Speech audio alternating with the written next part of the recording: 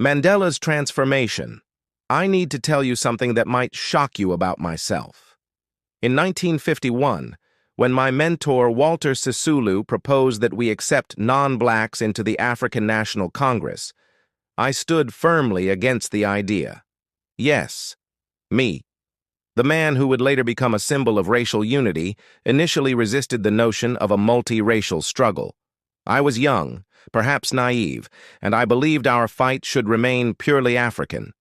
Little did I know that the next 4 years would completely transform not just my political views, but my entire understanding of what it meant to fight for freedom. The year 1952 changed everything. On June 26th, the Defiance Campaign began, and I found myself thrust into a role I never expected: national spokesperson and leader of a movement that would shake the very foundations of apartheid. The plan was audacious in its simplicity. We would invite black South Africans across the country to deliberately use facilities reserved for whites' bathrooms, public offices, post offices. We knew the consequences, but we also knew that sometimes you must break unjust laws to expose their cruelty. That day, I experienced my first taste of prison. 2 days behind bars alongside my comrades, including the Indian activist Yusuf Kachalia. Those 2 days in jail were like a baptism by fire. I realized that this was no longer about legal protests or polite requests for change. The white minority government had shown its true face, and we could no longer pretend that reason and patience alone would bring justice. Over the following months, I was arrested repeatedly, spending countless days in cells that reeked of injustice. The final blow came when 19 of us were sentenced under the Suppression of Communism Act. 9 months of hard labor, suspended for 2 years. But perhaps more significantly, I received my first banning order, legally prohibiting me from participating in political activities. Despite these restrictions, I refused to abandon the fight. In 1952, I made a decision that would define the next phase of my life. I opened a law practice with Oliver Tambo. Mandela and Tambo became more than just a legal firm. It was a beacon of hope for hundreds of black South Africans who had nowhere else to turn. We handled case after case, defending our people against the machinery of apartheid. I remember telling people later that the apartheid regime had given law and order a bad name. The irony was not lost on me. Here I was, using the very legal system that oppressed us to fight back against that oppression. The white establishment tried to silence me even in the courtroom. The Transvaal Law Society petitioned the Supreme Court to strip me of my right to practice law, but thankfully the court rejected their request. This small victory felt enormous at the time. It meant I could continue using my legal training as a weapon against injustice, representing clients who had been denied basic rights simply because of the color of their skin.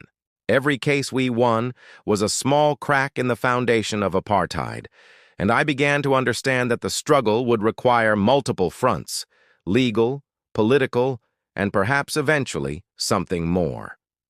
The turning point came in 1953 in Sophiatown. Standing before a crowd of supporters, I spoke words that would mark my complete transformation from a cautious lawyer to a revolutionary leader. The time for passive resistance has passed. I felt the weight of those words as they left my mouth, knowing they represented a fundamental shift, not just in strategy, but in my own soul. When Sisulu traveled abroad and asked me to consider seeking support from China for our cause, I found myself surprisingly open to the idea. The young man who had opposed non-black involvement in the ANC was now considering international alliances that would have horrified my earlier self. Not everyone in the ANC leadership agreed with this evolution.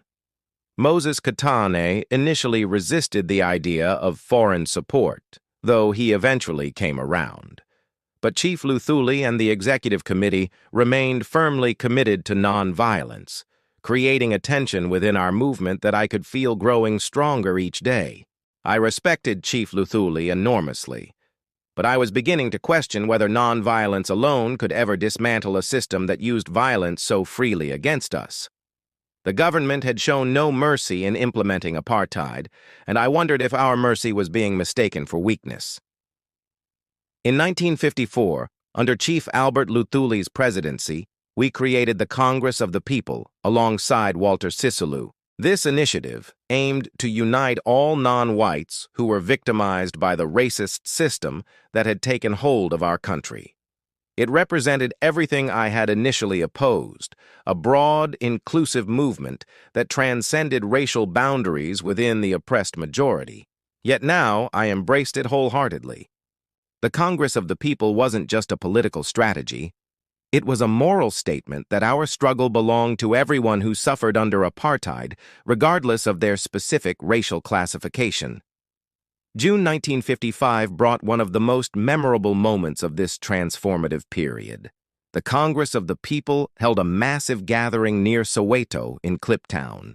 Despite still being under restriction orders that prohibited us from traveling, Sisulu and I decided to attend. We knew the risks, but we also knew that some moments in history are too important to miss.